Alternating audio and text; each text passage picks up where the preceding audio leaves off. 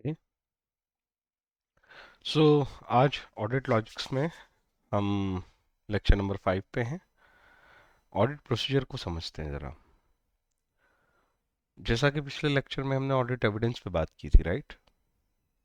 और audit evidence में हमने ये समझा कि बिना ऑडिट एविडेंस के हम अपना ओपिनियन एक्सप्रेस नहीं कर सकते।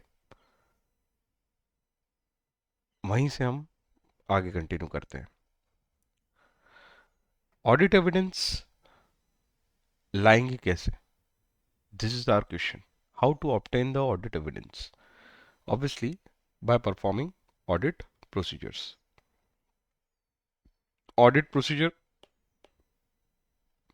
क्या होती है या कैसे हम इसे परफॉर्म करें?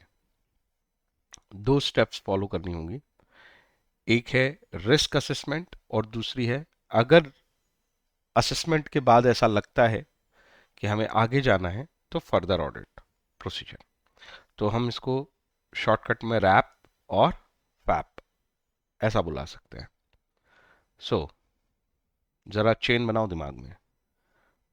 मुझे एज एन ऑडिटर मेरा फाइनल काम क्या है? ओपिनियन एक्सप्रेस करना है। ओपिनियन के लिए ग्राउंड होनी चाहिए। किस ग्राउंड पे मैंने ओपिनियन दिया, तो मुझे उसके लिए ऑडिट एविडेंस चाहिए। ऑडिट एविडेंस कैसे लाऊंगा? ऑडिट प्रोसीजर परफॉर्म करके। ऑडिट प्रोसीजर परफॉर्म करने का क्या मतलब है?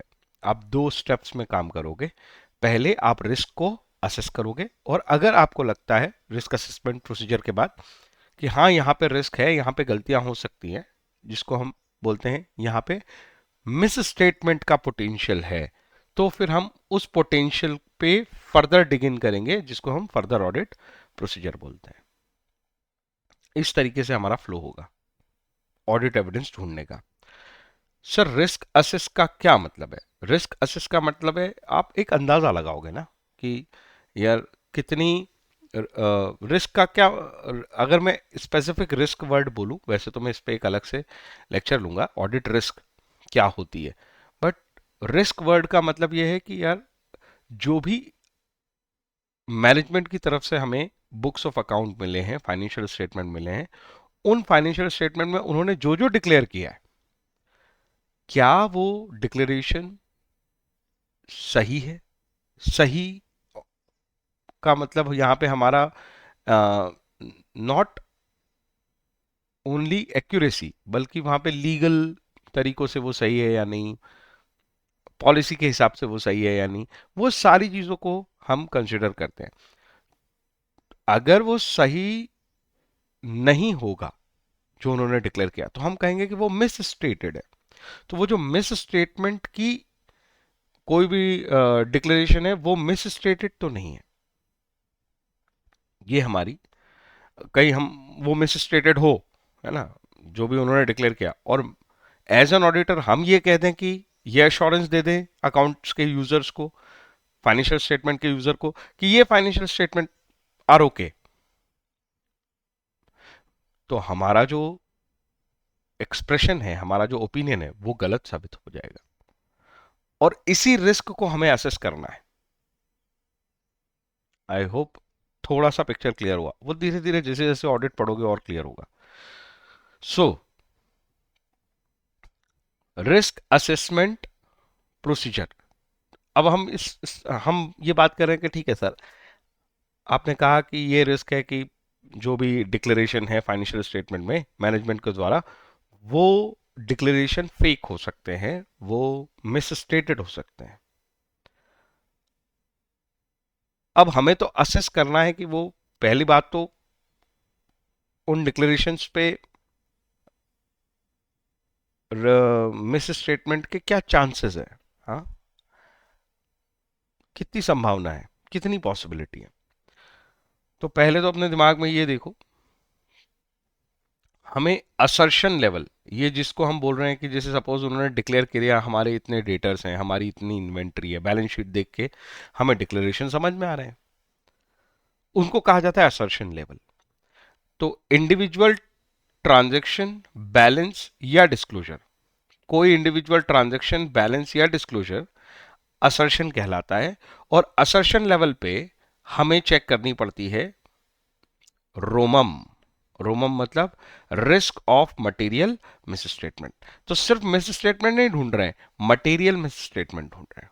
मटेरियल मतलब जो यूजर के डिसीजन को इन्फ्लुएंस कर पाए। तो risk of material miss statement को हम क्या कर रहे हैं, आइडेंटिफाई कर रहे हैं। पहले तो पहचान रहे हैं और असेस कर रहे हैं। असेस करने का मतलब होता है उसको एक तरह से कंप्यूट कर रहे हैं कि कितनी होगी। तो मटेरियल मिस स्टेटमेंट प्रेजेंट है या नहीं, एंड कितनी होगी वो material misstatement amount wise. So RAP का जो ऑब्जेक्टिव है, रिस्क असेसमेंट प्रोसीजर का जो ऑब्जेक्टिव है वो क्या है, identify and assess risk of material misstatement at assertion level and at FS level. कई बार क्या होता है, जैसे कोई इन्वेंट्री में कुछ मिसमैच मिला हमें, जो डिस्क्लोजर किया था मैनेजमेंट ने बुक्स में, और जो बाकी के डॉक्यूमेंट्स हमने देखे, या क्लोजिंग स्टॉक इन्वेंट्री वैल्यूएशन में हम शामिल हुए और कुछ हमें डिस्क्रिपेंसी मिली, लेकिन वो मटेरियल नहीं थी, तो हमने इंडिविजुअल लेवल पे तो उसको कंसिडर नहीं किया कि यहाँ पे कोई मटेरियल मिस स्टेटमेंट है। लेकिन ऐसी छोटी छोटी बहुत सारी गलतियां थी, कहीं इन्वेंट्री में थी, कहीं डेटर में थी, कहीं प्रोविजन बनाने में थी। सो उन सबका इम्पैक्ट ओवरऑल लेवल पे भी हमें चेक करना पड़ेगा। छोटी छोटी गलतियां मिलके काफी बड़ा इम्पैक्ट डाल रही है फाइनेंशियल स्टेटमेंट्स पे। तो ऐसा हो सकता है कि इंडिविजुअल लेवल पे आपको कहीं रिपोर्टिंग करने के लिए ना मिले, अब आप ये सोचो कि यार इस चीज को रिपोर्ट करने का कोई सेंस नहीं है, हमारा फाइनल काम तो ये रिपोर्ट करना ही है ना। तो हमें नहीं लगता कि इंडिविजुअल लेवल पे हमें रिपोर्ट करना चाहिए, लेकिन ओवरऑल लेवल पे रिपोर्ट करना चाहिए या नहीं, ये उन सबको एग्रीगेट करके भी देखना पड़ेगा। सो अगेन, हम कहाँ चल रहे हैं, अपनी दिमाग को अलाइन करो फिर से। मैं एक ऑडिटर हूं, मुझे अश्योरेंस देना है, ठीक है ना, ओपिनियन एक्सप्रेस करना है फाइनेंशियल स्टेटमेंट्स के ऊपर। ठीक है, फाइनेंशियल स्टेटमेंट्स के ऊपर जो भी ओपिनियन मैं देना चाहता हूं, उसके लिए मुझे ऑडिट एविडेंस का सहारा लेना पड़ेगा। ऑडिट एविडेंस कहां से लाऊंगा, ऑडिट प्रोसीजर परफॉर्म करके। ऑडिट प्रोसीजर क्या होता है, ऑडिट प्रोसीजर दो स्टेप्स में परफॉर्म की जाती है। पहले रिस्क को असेस किया जाता है, फिर अगर वो जो असेस रिस्क होती है उसको देखते हुए रिस्पॉन्ड किया जाता है, जिसको फर्दर ऑडिट प्रोसीजर बोला जाता है। तो रिस्क असेसमेंट प्रोसीजर में आप क्या करते हो, रिस्क असेसमेंट प्रोसीजर में हम सबसे पहले तो आइडेंटिफाई करते हैं और असेस करते हैं risk of material misstatement at assertion level and overall financial statement level. I hope मेरी बात समझ में आ गई। ठीक है, तो एफएस लेवल पे हम ये देखते हैं यार कहीं ओवरऑल लेवल पे ही मिस स्टेटमेंट तो नहीं है। एग्जाम्पल के लिए कभी कभी तो कोई आइटम ऐसा मिल जाता है कि हमें सीधे समझ में आ जाता है कि यार ओवरऑल फाइनेंशियल स्टेटमेंट ही बिगड़ चुके हैं। एग्जाम्पल के लिए अगर कोई मैनिपुलेशन चल रहा है ग्रॉस रिसिट या सेल्स में, जैसे कोई बंदा है जो अपनी कैश सेल्स दिखाता ही नहीं है और ये हमने पकड़ लिया, तो इसका मतलब हुआ था उसके तो पूरे फाइनेंशियल स्टेटमेंट ही, मतलब वो ट्रस्ट नहीं किया जा सकते उसने जो डिस्क्लोज किया है। हम अपने अश्योरेंस में यही तो लिखेंगे कि ये फाइनेंशियल स्टेटमेंट जो है वो ट्रस्टेड नहीं है। ठीक है ना, कैसे लिखा जाता है उसको, वो तो अभी हम रिपोर्टिंग सीखेंगे तब हम बात कर लेंगे इस बारे में। Okay, so wrap, I hope मेरी बात समझ में आ गई। ऑडिट प्रोसीजर का, ऑडिट प्रोसीजर में दो स्टेप्स हैं, उसमें से एक रैप है और उसका ऑब्जेक्टिव हमने पढ़ लिया कि हमें अल्टीमेटली करना क्या है, रैप करना है तो रिस्क असेसमेंट का मतलब क्या करना है।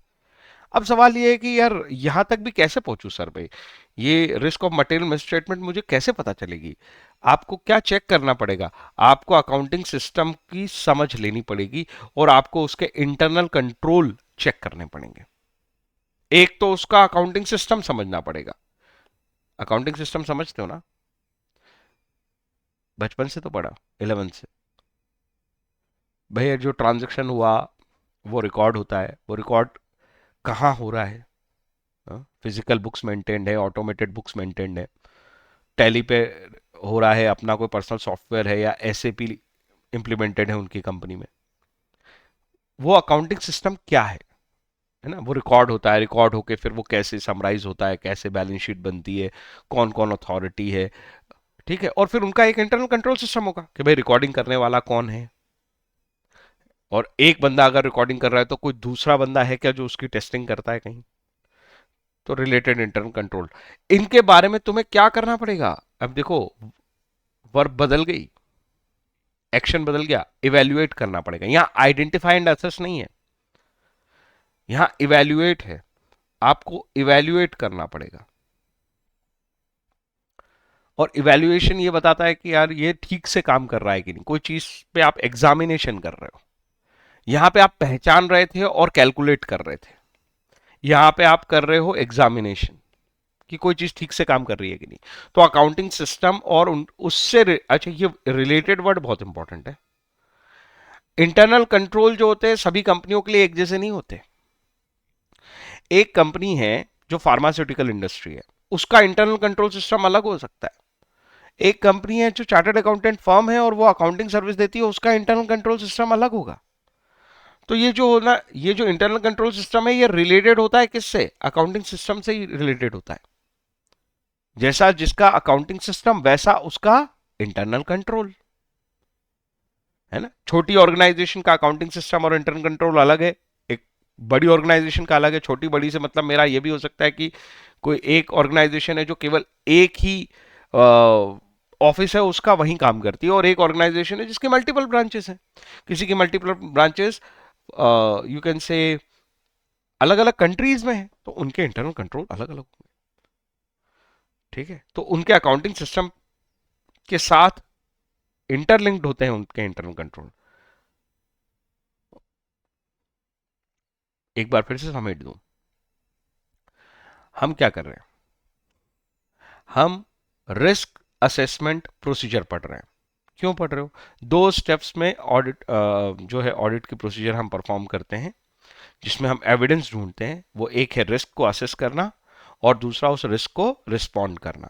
रिस्क को असेस करने के लिए हमने पहले तो ये समझ लिया क्या ऑब्जेक्टिव क्या है रिस्क असेसमेंट का। ऑब्जेक्टिव ये है कि हम ये असेस कर पाए और ये आइडेंटिफाई कर पाए कि क्या रोमम प्रेजेंट है, क्या रोमम है, risk of material misstatement at assertion level और at overall financial statement level.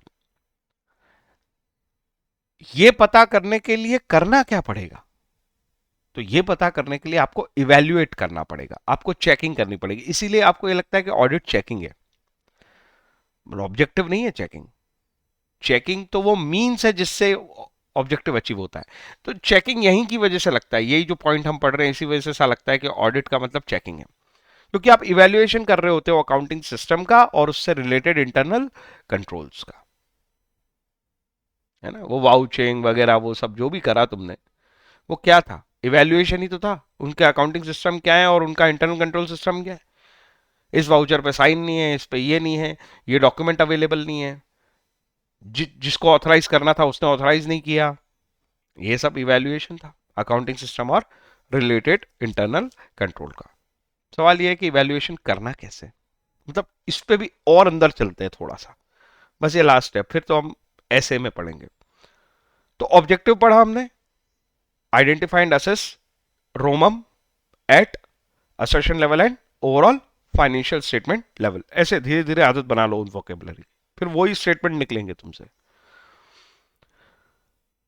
कैसे ऑब्जेक्टिव अचीव होगा? इवेल्युएशन करके। किसका इवेल्युएशन करोगे? अकाउंटिंग सिस्टम और इंटरनल कंट्रोल का।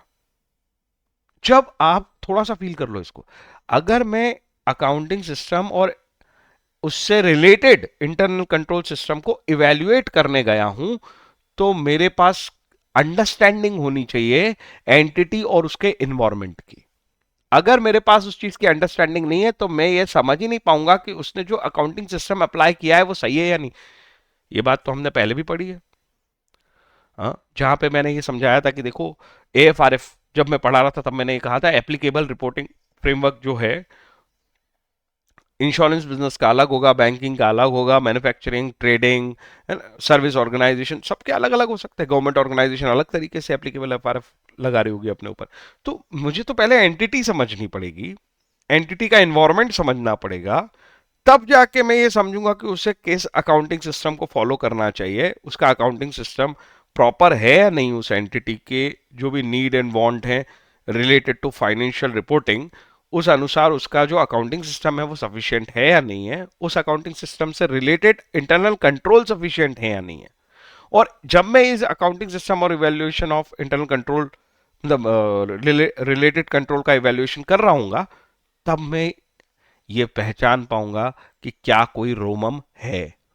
तो इसका फ्लो एक्चुअली में, अगर मैं काम करने बैठूं तो सबसे पहले मुझे एंटिटी आइडेंटिफाई करना चाहिए, है ना, अंडरस्टैंडिंग, मुझे एंटिटी को समझना चाहिए, एंटिटी के इन्वायरमेंट को समझना चाहिए।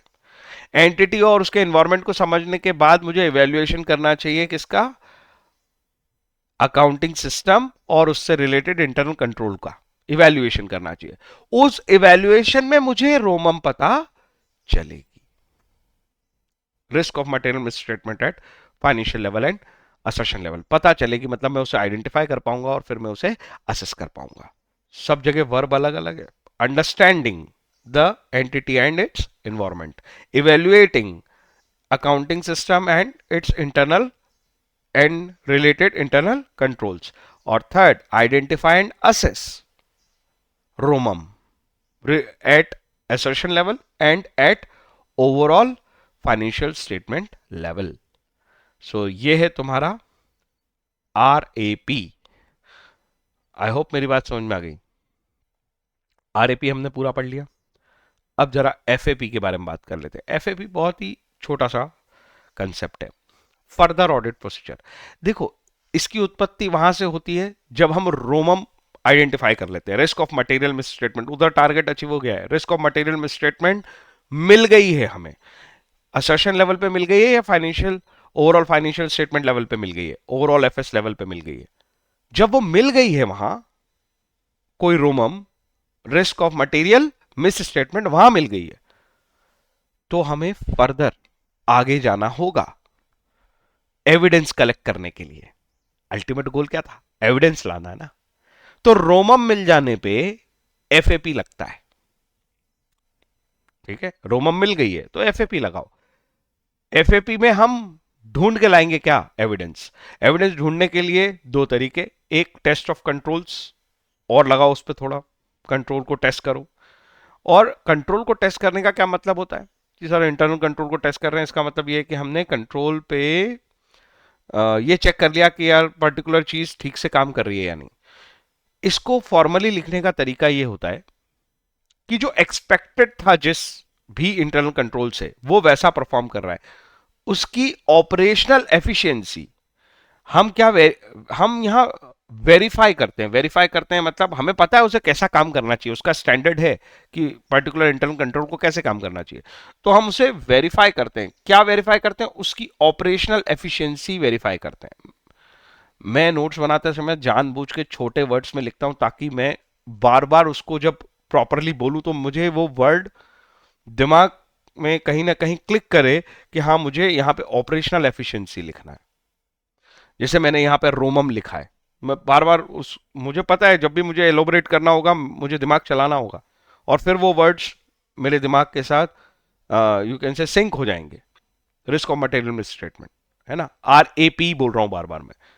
जब एग्जाम में लिखते समय हम लिखेंगे उसे risk assessment procedure, FAP further audit procedure, TOC test of controls, control को टेस्टिंग कर रहे हैं। और इसका मतलब है हम वेरीफाई कर रहे हैं स्टैंडर्ड्स जो भी हमने क्रिएट किए होंगे अपने इंटरनल कंट्रोल के, उसकी ऑपरेशनल एफिशिएंसी को वेरीफाई कर रहे हैं और ये देख रहे हैं कहीं कोई डिटेक्शन तो नहीं मिल रहा है। तो verify operational efficiency of control to detect deviation if any, ये लैंग्वेज चाहिए, है ना। यही प्रॉपर या you can say formal language है ऑडिटर की। तो इसकी आदत बनानी पड़ेगी। कंसेप्ट तो वही है ना कि जो स्टैंडर्ड बनाए थे तुमने इंटरनल कंट्रोल के, कहीं वो स्टैंडर्ड फॉलो हो रहे हैं या नहीं, तो हम उसकी ऑपरेशनल एफिशिएंसी टेस्ट कर रहे हैं। इंटरनल कंट्रोल की, कहीं वो डेविएट तो नहीं हो गए। ऐसा कब कर रहे हैं? जब आरएपी हो चुका है और उसमें क्या मिल चुकी है, रोमम मिल चुकी है। तो रोमम की वो जो रिस्क ऑफ मटेरियल स्टेटमेंट है, उसमें अभी हमने ये पता कर लिया है, असेस भी कर लिया है, पता भी कर लिया है, असेस भी कर लिया है। उसके बाद एफएपी आ रहा है ताकि हम सबूत जुटा पाए, हम एविडेंस कलेक्ट कर पाए। और उस एविडेंस कलेक्ट करने के लिए हम टीओसी लगा सकते हैं, जहां पे लगता है कि टीओसी से मतलब टीओसी से काम हो जाएगा, दैट इज ओके। पर आपको लगता है कि नहीं, इससे अकेले से काम नहीं चलेगा, तो you can apply substantive procedure. Substantive, तो कोई भी कोई चार्ट बनाओ तो उसे ऐसे ही बनाओ, थोड़ा कम लिखो उसमें, ताकि दिमाग काम करे। ठीक है, पूरी कहानी मत लिख लो वहां। टेस्ट ऑफ डिटेल्स, टीओडी मतलब test of detail. Substantive procedure में दो हिस्से होते हैं, एक टेस्ट ऑफ डिटेल, जैसे कि हम डॉक्यूमेंट ढूंढते हैं, जिस जहां भी रोमम मिली, डेटन में मिली ROMM, risk of material statement मिल रही है, या आपको क्लोजिंग स्टॉक में मिलती है, या फिक्स एसेट में मिलती है, जहां भी मिलती है आप डॉक्यूमेंट्स ढूंढ के लाओ, सोर्स डॉक्यूमेंट ढूंढ के लाओ।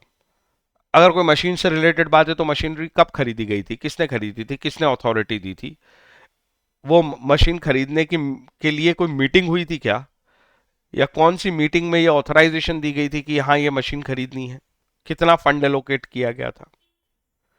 तो उन डिटेल्स में जाना, ये है टेस्ट ऑफ डिटेल्स।